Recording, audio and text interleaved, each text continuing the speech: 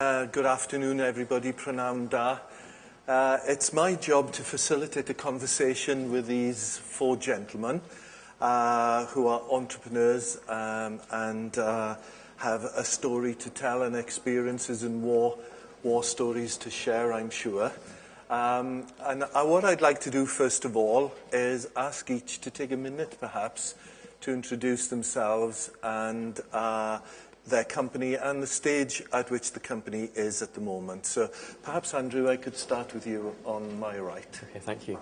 My name is Andrew Spragg. I'm the founder of a medtech healthcare company called Jellygen, which is based in Pembroke Dock. What we do is that we harvest jellyfish and convert that jellyfish into medical-grade collagen for a range of applications in wound care, orthopedics, and cell culture reagents or tissue engineering applications. We secured just over £500,000 for the seed funding from Xenos, Swain and Finance Wales in April this year, with a further £100,000 Innovate UK TSB grant a month ago to help us support the development of the company's first targets. And we're working with Swansea University to support the development of our first product prototypes over the course of the next 12 months. Thank you, Andrew. Chris? Afternoon. My name is Chris Williams. I'm the R&D Director and one of the founders of Initia. We hold worldwide patents in the production of microneedles, and we are currently in Swansea University looking at our research program into a number of the areas that we will be working in long term and short term. Our first commercial product goes in the market next February, and for the ladies here who are probably far too young, it treats and resolves crow's feet, and very successfully.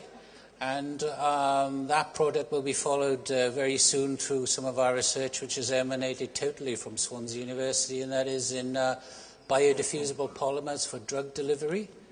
And we've already delivered our first lidocaine via our microneedle systems, and we're looking for the longer-term benefits of an already excellent relationship with the university. Berwyn? I'm Berwyn Clark. I'm the Chief Executive of Glyconics. Glyconics is a spin-out from Swansea, working on the use of infrared spectroscopy to analyse sputum for patients with respiratory diseases. So this work came out from sort of long-standing research from Paul Lewis's lab in Swansea, which I reviewed actually as a sort of independent assessor about 18 months ago. And the technology really looks extremely exciting. And about 12 months ago, we decided to essentially take the first steps towards commercialization, registered Glyconics almost exactly 12 months ago, and we were very successful in securing some contract money from the NHS to do some basic feasibility studies, which resulted in the development of a handheld device, which is sort of ready for pre-production, and we're looking for additional funding now that we can take it to the next step to get it into the market and provide the clinical validation that would be required to take it to the NHS as a regulatory approved product next year. And Richard, finally. Hi there. Yes, slightly different from the others. Quicklink's 11 years old now, so not quite a startup, but if I give you a bit of the story, Quicklink provides broadcast solutions or video solutions for the broadcast industry, originally based down in Weston-super-Mare. Then we moved off to India. Then there was a passion to do something for Wales, so we've shut down our Indian operations and moved back to Wales, because we believe there are great brains in Wales, innovative people, and we saw the opportunity in the universities of the Swansea area. We looked at various regions. We looked at the M4 corridor, Swindon, Reading, Cambridge and stuff, but we decided Wales was the place to be, and Swansea was that place to be. And so we decided to carry on developing products into the broadcast industry, of which we have some great new ones coming to market now. But a year ago, we had a light bulb moment as well, which you do as an entrepreneur. Met Mark and realised there was a common thing to actually provide services for the health and the medical industry, and we're now in the process of developing a video health solutions for the telehealth for the health sector. Well, there is a roving mic, but I'll take Chairman's prerogative, if I might, and ask at least one question, and then perhaps you could indicate if you have questions. Fascinating panel. I'm just a generic question. Might I ask, you've got such expertise within your companies. What is it that you might look for in a university as a strategic partner? And are you getting it? And what could be done better? What is it you look for? I'm looking for someone. Chris, you made the mistake of making eye contact. Yeah. There we are. Personally, our R&D program really only started once we went into Swansea University about 12 months ago. And what do we get out of Swansea University? A huge amount. We get access to excellent equipment, from scanning electron microscopes to the engineering department where we have our production facilities. We have expertise clinically and in the technical areas.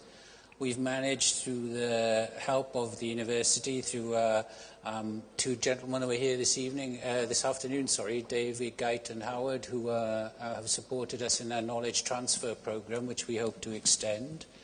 We've also had Welsh Government funding because we've been based in Swansea University. I now have 2 postdoctoral researchers, and I've also got one based up in Bangor University looking at polymers, and it goes on and on and on.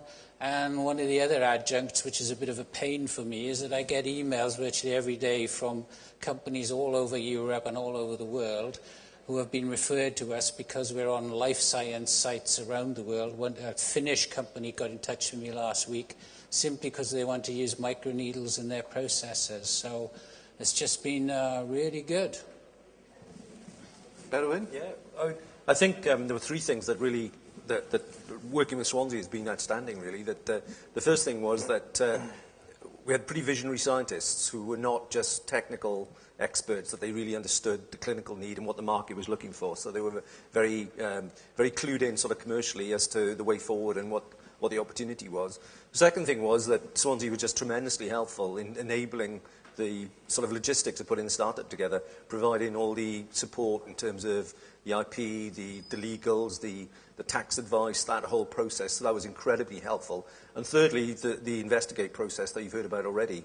There was a piece of the jigsaw which was missing, which we needed to develop to add to the device to make it work. And the investigate process was hugely valuable in putting that together. So collectively, it was just terrific. Richard, anything? Yeah, the big one for us is, I could pick up the phone in the broadcast industry and speak to people and say, can I come in and talk to you about this? We're doing this is all our innovation. But the health sector was a sector which we didn't know. I mean, it would be cold calling on doors. So that's what Swansea's brought to us, is they've been the enabler. We're the boffins. We've created the technology, or we're creating the technology, and they've opened the doors for us to really get in there, to work with the various health authorities, the various private practices out there, and really to build the specification, which is the stage we're at the moment, and to get the pilots out there. So we're taking product to market, so we're able to basically take this out around the world as a product then. Yeah, I'd just like to add, we're about to start working with Swansea University to give us R&D support, which we don't have in the company itself. We're a small company. We have very small overheads purposely, and therefore we rely on universities to bridge that gap in R&D and product development for us. Swansea University, in particular the Centre of Nano Health and Department of Engineering, are a particularly good source of expertise that we need to access because they have understanding of collagen and also how to use nanotechnology to fabricate interesting scaffolds and potentially products that can then go into the market to support our ambitions in wound healing and orthopedics as well. We have a roving mic. I've got questions. I could dominate the conversation because the 4 individuals are so different.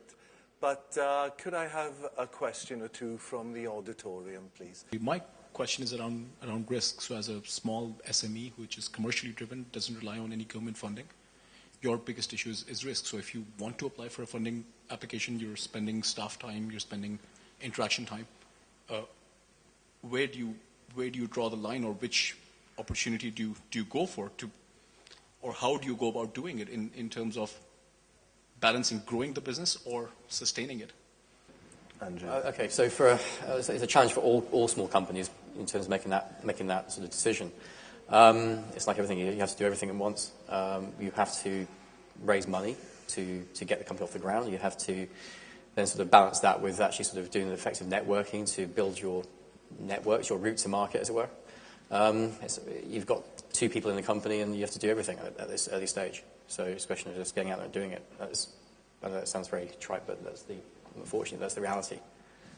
I think you have to do everything you can to de-risk it by, doing your groundwork, really. So you need to understand, you make sure that your market is there. You know what your route to market is. You need to know what the competition's doing. And you need to just be confident in your ability to produce something that's going to be able to access that market. And that's all you can do. I mean, you have to have a recognition that there's a level of risk there, but you can de-risk it as much as you can by really understanding what the market is and what the competition is, so that risk is minimised. And when you go to raise money, I mean, if you haven't done that analysis, you're probably never going to get the money anyway. So, If I can of course, just follow up. So, could we be in a position where we can share some of that risk with the university?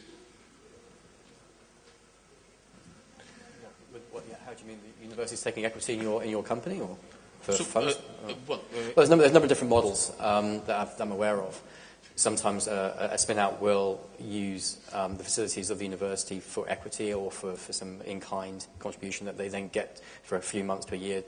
There's a safe space to work, to develop the route to market, to de-risk the project.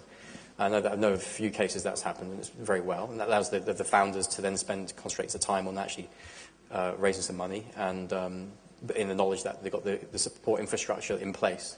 And then once they've got the money, they can then move into more sort of what I call traditional sort of incubator type facilities. But yeah, it can happen early on. There's a great deal of evidence, however, that universities and establishments like the Institute of Life Science should just serve the agenda of the SME. Equity holdings in return for that service, there's a lot of evidence that it just slows everything down and sucks the energy out of the process. My view is we're publicly funded to serve the agenda of the SME, and you create wealth, you create employment, you create dynamism in the economy. Universities don't do that. We just create knowledge, disseminate that knowledge, and serve your agenda. That's my personal view. I probably get hung, drawn, and quartered for saying that. But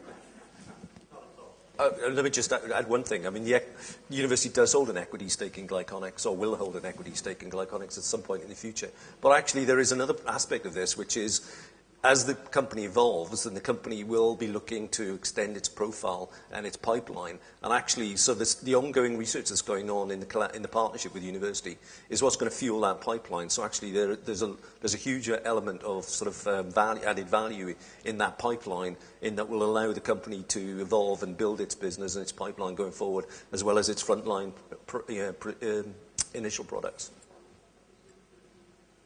Could I ask a question of you gentlemen about intellectual property? Universities are perhaps obsessive about intellectual property.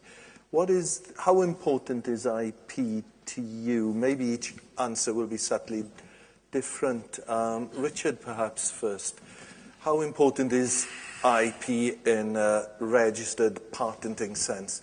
And I'm looking to hide from Sue, who's the IP expert. She may not be happy that I've asked this question. How important is IP in truth to the commercialization of the opportunities you see? Yeah, I was interested actually. I was speaking to Sue over lunch actually on this one, and there are many different answers to this one.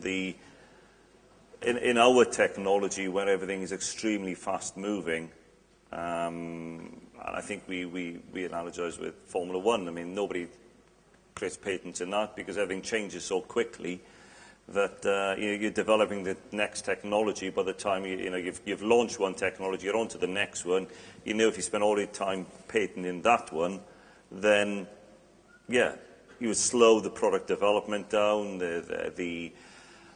It's out there. You've got a patent on it.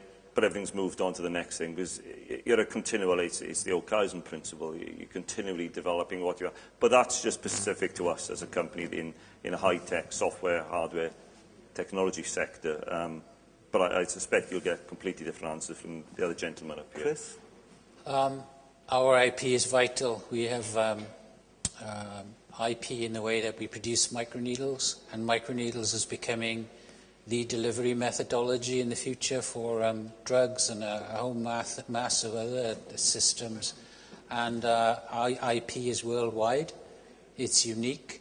And it's very difficult for other companies to put any form of IP on their microneedle structures because they use existing art. Ours is totally different. So IP is totally vital to us. If we develop IP with the university, we have clausation which says that we will discuss reasonably and develop together. And I see no reason why, if one of the principal institutes that have helped us in this agenda to reach where we are, and we're able to make a lot of money, I don't see why we shouldn't be sharing some of that anyway. Berwyn? In my sector, no IP, no business, basically, because it's all about biomarkers, and if you have IP around the biomarkers, then you're protected from competition. If you don't, then what will happen is one of the big multinationals will take up the information on the biomarkers and develop a competitive test, which will completely destroy your business. Andrew? Yeah, likewise, IP is absolutely critical for our business as well. We're looking to innovate in collagen chemistry to get our IP, and that, again, for the same reasons, is critical for the development and growth and creating sales in the business. And Sue's indicating that she'd like... I mean, I agree with Mark completely. It's not one size fits all. It's understanding your business, what you want to achieve, and working to achieve that. I agree, telecoms, I kind of wonder why people patent in that area. It is too fast-moving. But if you've got something like aerospace, where you'll have a product in the market for the next 20 years, it might be worth it. And Boeing and people like that do spend a lot of money. So it's really understand your business. Don't patent for the sake of it. It's a bit of an expensive game, but really focus on what you want to achieve. And I'll tell you if I don't think it's a good idea. Mark probably knows that. I wonder if two of the panellists had a question for another panellist, because I imagine you've not met previously. I'm itching to ask about the jellyfish. Are they? But would no? Is jellyfish the only source of the collagen, or are you... There are other sources out there. The reason why we got into this game in the first place is because there's a growing trend to move away from mammalian-sourced collagens chemistry. And jellyfish have become, because we've overfished the wild stocks of finfish, jellyfish have come in and filled that gap to the point where they're becoming a nuisance for power stations, tourism, and aquaculture, and offshore aquaculture as well. And, you know, just this year alone, you may have seen the news this summer off St Michael's Mount off North Cornwall. There was a 7 square mile slick of the particular species that we're going for seeing. So that's hundreds of thousands of tonnes. That's not to mention the 50-mile square slick seen off Ireland a couple of years ago. We worked with a group at Swansea University called CCAMS, who gave us a lot of the initial data in terms of the work they've been doing to monitor the population expansion of these animals. So it gives you a resource that we can use and do nature a favour at the same time, because these things are obviously taking up an ecological niche that wouldn't necessarily be there if we had managed fish stocks. Thank you. Any comment, gentlemen? No. Well, can I, on your behalf, thank the panellists, congratulate them on their achievements to date, and wish them every success in the future, and hand the meeting back to your stewardship, Jerry. Thank you very much.